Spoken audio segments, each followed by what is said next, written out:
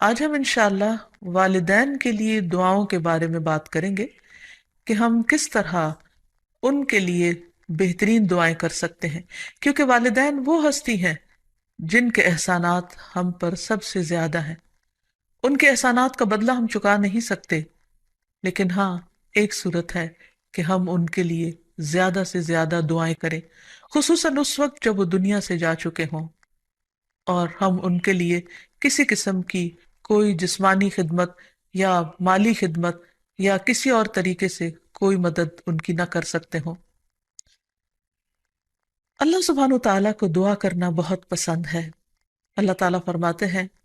وَقَالَ رَبُّكُمُ ادْعُونِي أَسْتَجِبْ لَكُمْ، اور تمہارے رب نے فرمایا کہ مجھ سے دعا کرو، میں تمہاری دعا قبول کروں گا۔ تو اللہ سبحانہ تعالیٰ نے خود ہمیں حکم دیا ہے کہ مجھ سے مانگو، تو ہمیں اللہ سبحانہ تعالیٰ کی اطاعت کرتے ہوئے مانگتے رہنا چاہیے۔ اور ویسے بھی ایک اور آیت میں آتا ہے وَإِذَا سَأَلَكَ عِبَادِي عَنِّي، اور جب آپ سے میرے بندے میرے بارے میں پوچھیں، یعنی اللہ سبحانہ تعالیٰ کے بارے میں کہ ہمارا رب کہاں ہے، ہم اس سے کیسے دعا کریں،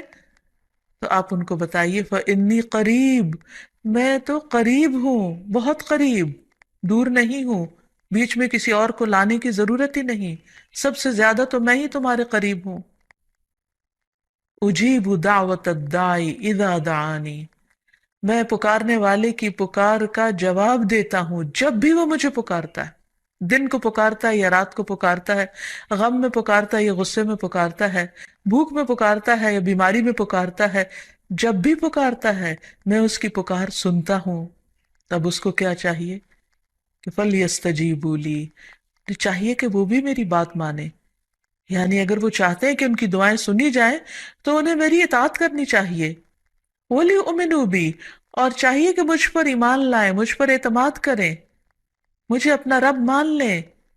لعلہم یرشدون، شاید کہ وہ سیدھی راہ پائیں، ان کو صحیح راستہ مل جائے۔ ہوتا یہ ہے کہ جب انسان کی زندگی میں کوئی مشکل آتی ہے تو اس کے پیچھے کوئی مقصد ہوتا ہے، کوئی حکمت ہوتی ہے۔ اللہ سبحانہ تعالیٰ اپنے بندے کو اپنے اور قریب کرنا چاہتا ہے، اس لیے وہ اس کو کسی نہ کسی ایسے دکھ، تکلیف یا پریشانی میں مبتلا کر دیتا ہے تاکہ بندہ اپنے رب کی طرف رجوع کرے، اس مشکل پر صبر کر کے اجر پائے، اللہ تعالیٰ کی طرف رجوع کر کے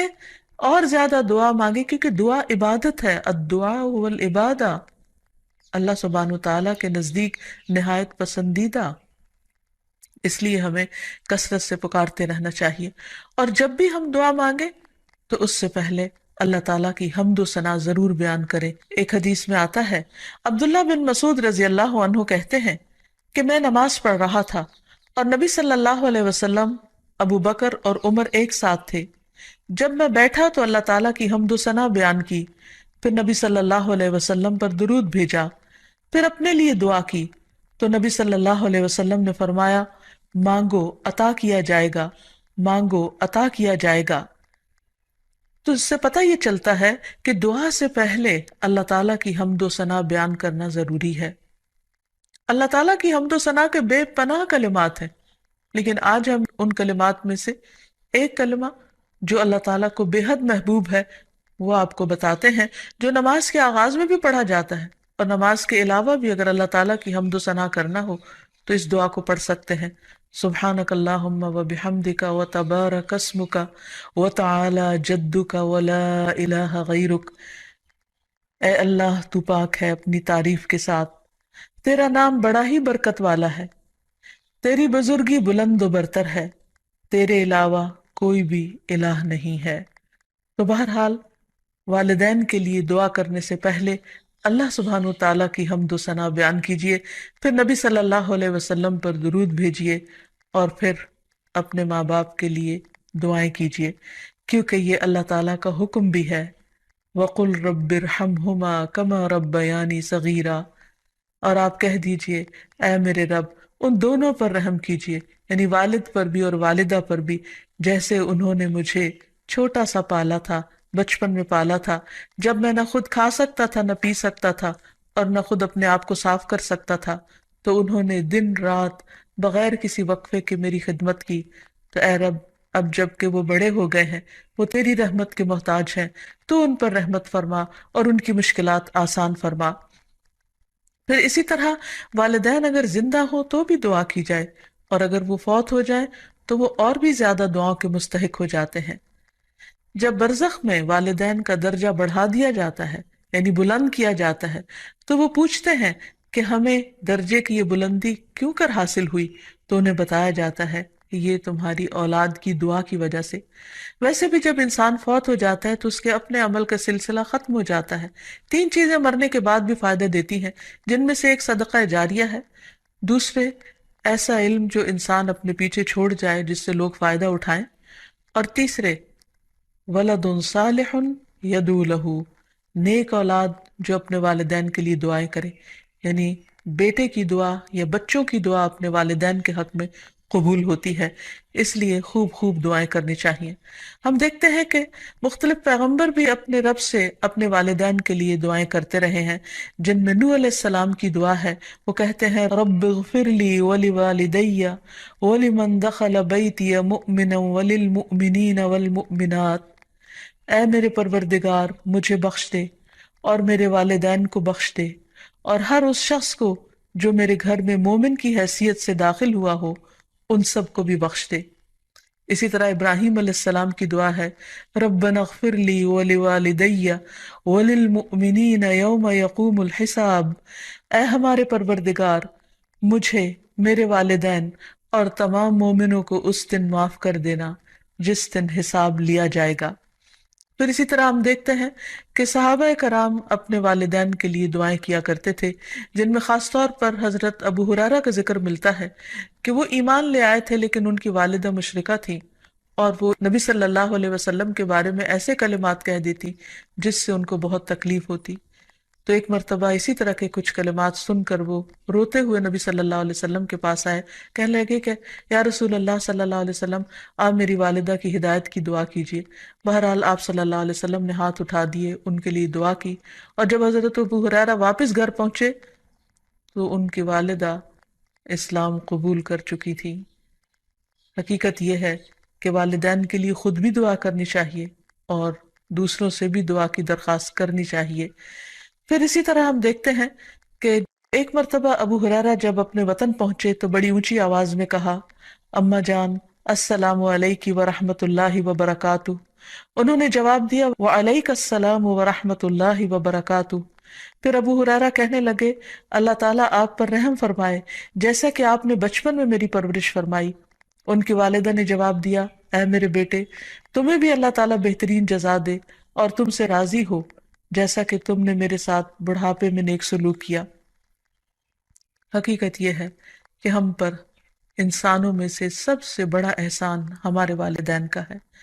اللہ سبحانہ وتعالیٰ نے اپنے حق کے بعد سب سے بڑا حق ہمیں والدین ہی کا بتایا ہے۔ اللہ تعالیٰ نے بنی اسرائیل سے پکا عہد لیا تھا۔ قرآن مجید میں آتا ہے وَإِذْ أَخَذْنَا مِيثَاقَ بَنِي إِسْرَائِيلَ لَا تَعْبُدُونَ إِلَّا اللَّهَ وَبِالْوَالِدَيْنِ إِحْسَانًا، اور وہ وقت یاد کرو جب ہم نے بنی اسرائیل سے یہ پختہ عہد لیا کہ تم لوگ اللہ کے سوا کسی کی عبادت نہ کرو گے اور والدین کے ساتھ احسان کرو گے۔ تو حقیقت یہ ہے کہ والدین کے ساتھ احسان کرنا اس لیے ضروری ہے کہ ہم ان کا حق ادا نہیں کر سکتے جتنی وہ محبت کے ساتھ ہمیں پالتے ہیں۔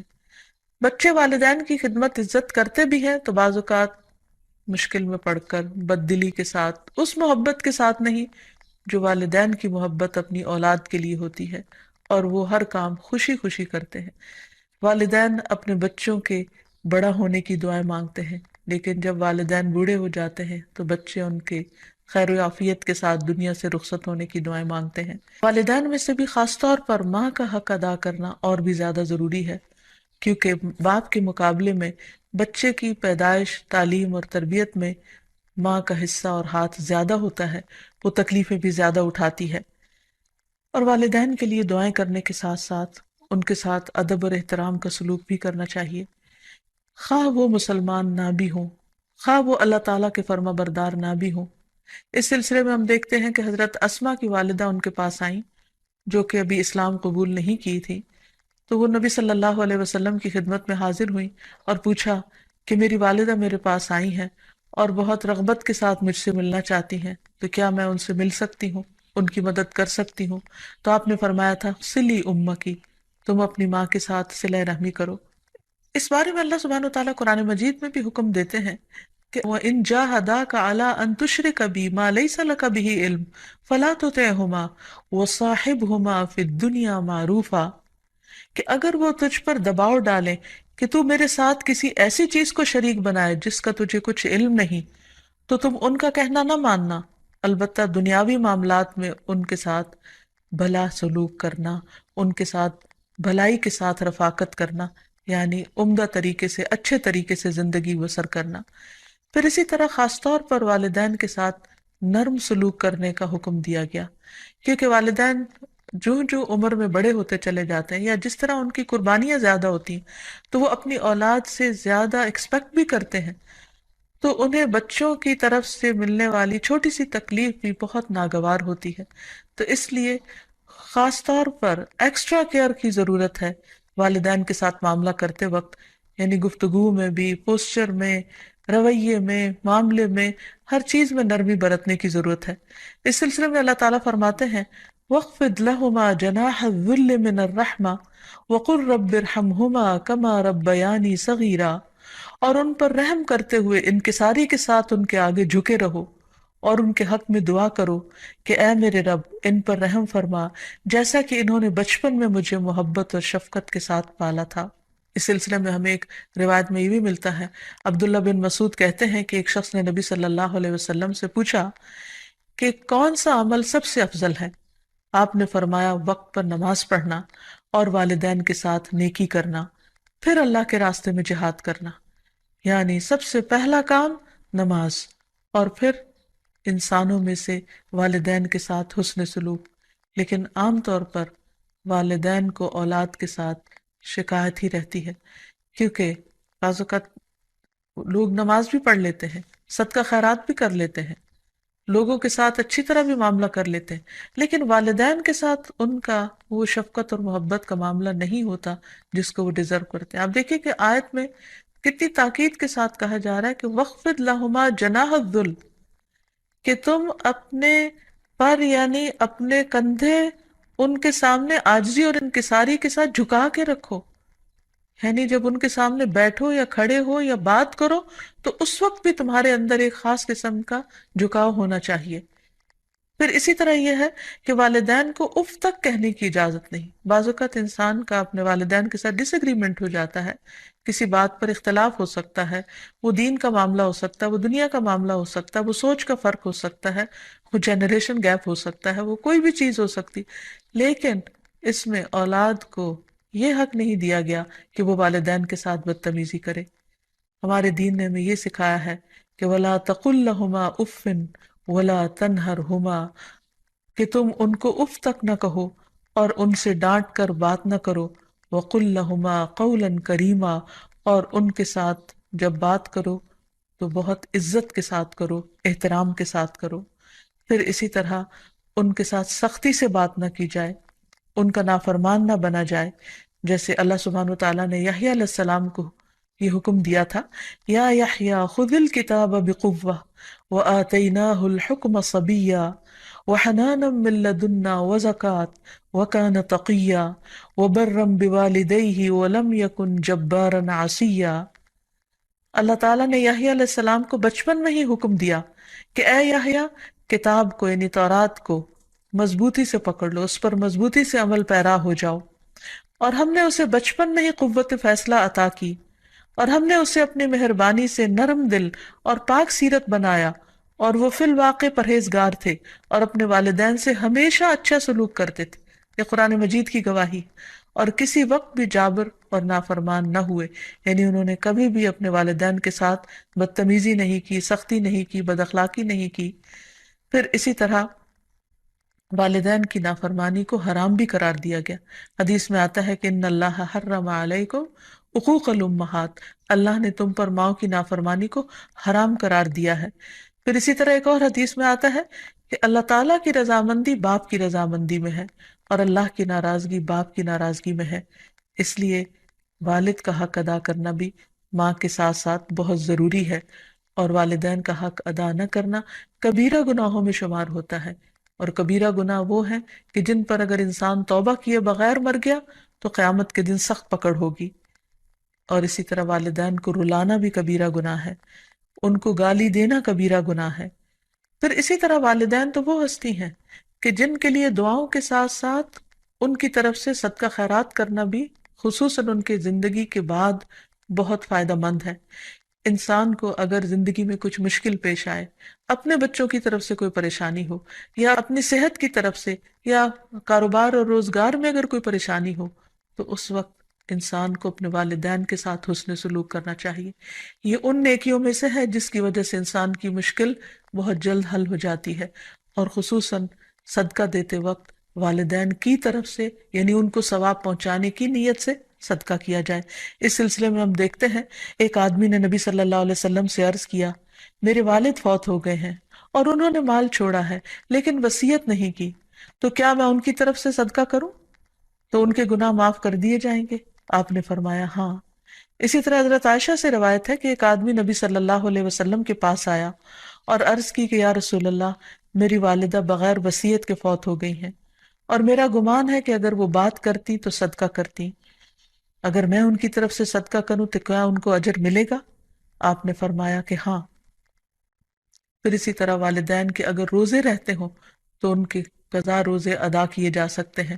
اگر وہ حج نہ کر پائے ہوں تو ان کی طرف سے حج بدل کیا جا سکتا ہے، یہ ان کے لیے ایک بہت بڑا احسان ہوگا۔ پھر اسی طرح ان کی نظر پوری کی جا سکتی ہے کہ اگر انہوں نے زندگی میں کسی سے کوئی وعدہ کیا ہو اور وہ اسے پورا نہ کر سکے ہو، اللہ تعالیٰ کے لیے کوئی نظر مانی ہو اور اسے پورا نہ کر سکے ہو، تو اس کو ادا کر دیا جائے۔ تو خلاصہ یہ ہے کہ انسان اپنے والدین کے ساتھ جو احسان کر سکتا ہے، اس میں جب وہ زندہ ہوں تو ان کا دل خوش کرے، ان کی خدمت کرے، ان پر اپنا مال خرچ کرے، ان کی اطاعت اور فرما برداری کرے، خواہ وہ اللہ کے فرما بردار ہوں یا نہ ہوں، ان کے ساتھ حسن سلوک کرتا رہے۔ جب وہ فوت ہو جائے تو ان کی طرف سے صدقہ خیرات کرے، والدین کے دوستوں کے ساتھ حسن سلوک کرے، اور اس کے ساتھ ساتھ ان کے لیے خوب خوب دعائیں کرے، اور خصوصاً یہ مختصر سی دعا جو اللہ سبحانہ و تعالیٰ نے خود حکم دیا ہے کرنے کو، رب ارحمہما کما ربیانی صغیرا، اس دعا کی خوب خوب تکرار کرے اور ان کی بخشش کی بھی دعا کرے۔ اور آخر میں ہم سب دعا کرتے ہیں اپنے والدین کے لیے کہ اللہ تعالیٰ ان پر اپنی رحمتیں فرمائے اور ان کو اپنا پسندیدہ بنا لے، اور اگر وہ دنیا سے جا چکے ہیں تو انہیں جنت میں اعلیٰ مقامات عطا فرمائے۔ وآخر دعوانا ان الحمد للہ رب العالمین۔